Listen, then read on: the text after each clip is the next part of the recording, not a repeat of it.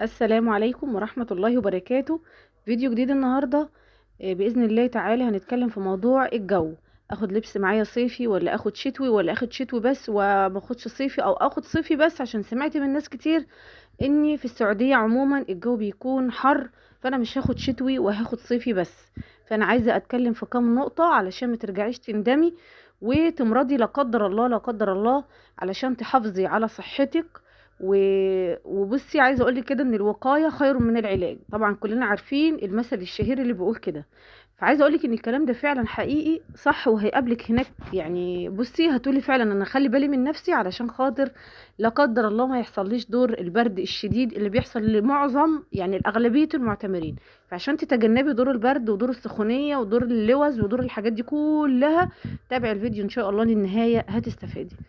اول شيء بخصوص الجو، هنتكلم في نقطة نقطة. الجو في مكة حر ولا برد؟ عامة خديها قاعدة في حياتك، الجو في مكة خصوصا مكة الجو عامة لا بيكون حر، حر جدا. حتى في فصل الشتاء، حتى في فصل الشتاء امتى بيكون برد؟ لما بيكون بالليل مساء صلاة العشاء وصلاة الفجر.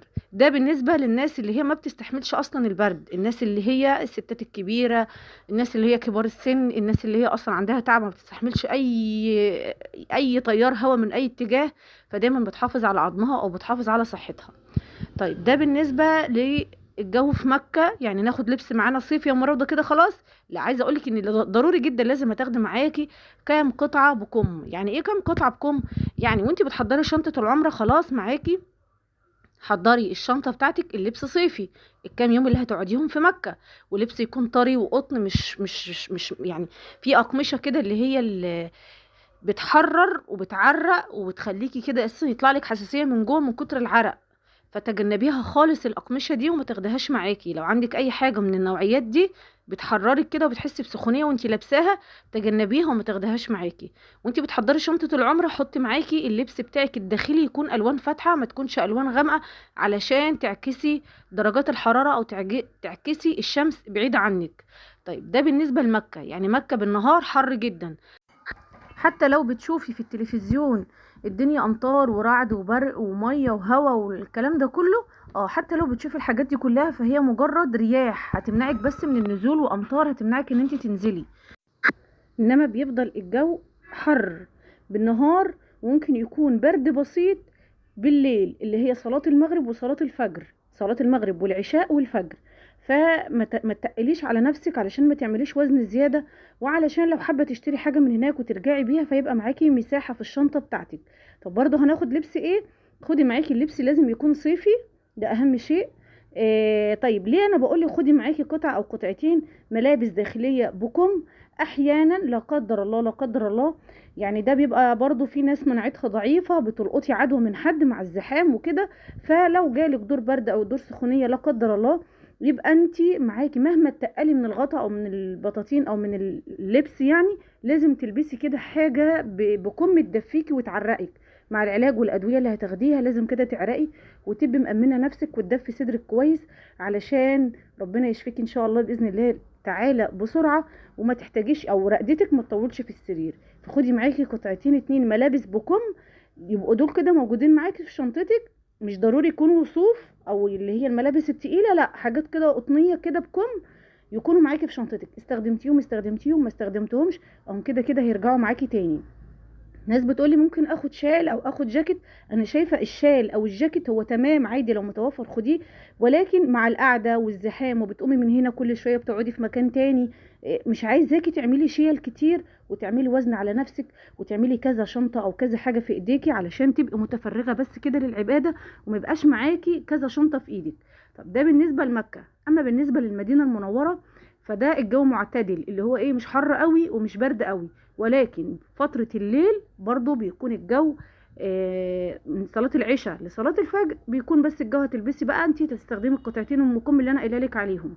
برضو الستات الكبار حبايبي والناس الكبيرة او الناس اللي هي كده عايزة تاخدي جاكيت ماشي تمام، عايزة تاخدي شال لو بترتاحي او هو ده اللي بيريحك ما تقدريش تعيشي من غيره خديه. برضو حاجة كمان كنت عايزة اقولك عليها، ما تنسيهاش المراهم او الدهانات اللي انت متعودة تدهني بها مفاصلك، الحاجات اللي هي دي وباسط العضلات يا ريت اوعي تنسيه، الادويه بتاعتك اللي بتاخديها اوعي تنسيها. حتى لو مسكنات خدي مسكن قوي، مسكن معاكي يكون ضعيف شويه عشان الصداع. المسكنات دي لازم تكون في الشنطه اللي هتكون معاكي داخل الحرم. باذن الله هعمل لكم فيديوهات قريبه هقولك تاخدي الحاجات يعني، او تاخدي ايه الحاجات المهمه اللي لازم تكون معاكي في شنطتك وانت رايحه الحرم هتصلي الفروض او ناويه تقضي اليوم كله. بس خلي بالك ان انت بتقومي، يعني ما تقوليش مثلا هقعد في المكان ده او المكان ده مريح هصلي مثلا فيه من الظهر لحد العشاء مثلا. ما فيش كده، كل شويه هتقومي من مكان لمكان من مكان لمكان. بحكم النظافه هناك ما شاء الله تبارك الله بينظفوا على طول، وبحكم الدنيا بتتغير بيجي مثلا رجال مجموعه هيمشوا من هنا، فبتضطر ان انت تقومي علشان الناس تعدي وهكذا. خليكي خفيفه.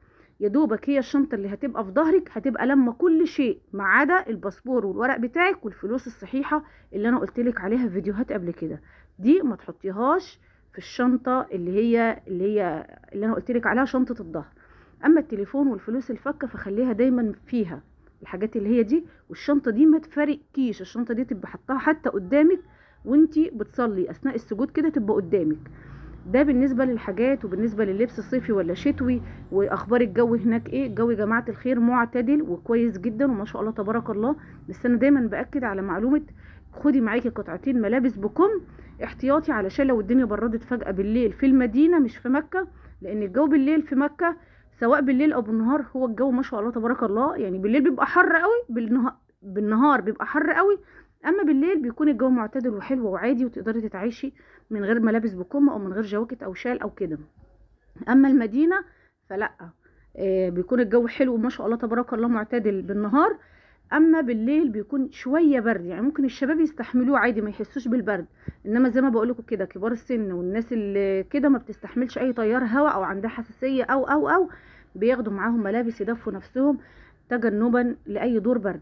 وحابه بس انوه ما ترجعيش من الحرم من الحر وتكوني مشغله المكيف في الغرفه. دي غلطة او خطأ كبير جدا جدا اغلبية الحجاج بيقعوا فيه. بيبقوا راجعين من بره حرانين وتجري تفك الطرحة وتفك الحجاب وتقلع العباية وتقعد في وش التكييف كده علشان خاطر جسمها يبرد يعني من الحر. فخدي بالك دي خطأ جامد جدا، ممكن اللوز التهابات يعني التهابات في صدرك لا قدر الله. فانت في غنى عن الحاجات دي. لما توصلي الغرفه اقعدي كده واهدي شويه وما تشغليش المكيف على طول. حتى لو انت شغلتي المكيف ما تقعديش في وشه، يعني ما تقعديش كده ما يبقاش مباشره عليكي. اركني على جنب لحد لما جسمك يهدى، علشان لا قدر الله تجنبا لاي دور او لاي برد او لاي شيء، علشان انت رايحه تتعبدي فقط. يعني ما تديش حتى للعيا فرصه، هو بيبقى نصيب ولكن انت بتعملي اللي عليكي. وزي ما قلت لكم في اول الفيديو الوقايه خير من العلاج. حافظي على نفسك من اي شيء علشان خاطر تبقي ايه مبسوطه كده وانت هناك، مستمتعه بالعباده مستمتعه بالدعاء. ربنا يرزقنا حج بيت الله الحرام عاجلا غير آجلا يا رب، اللهم امين.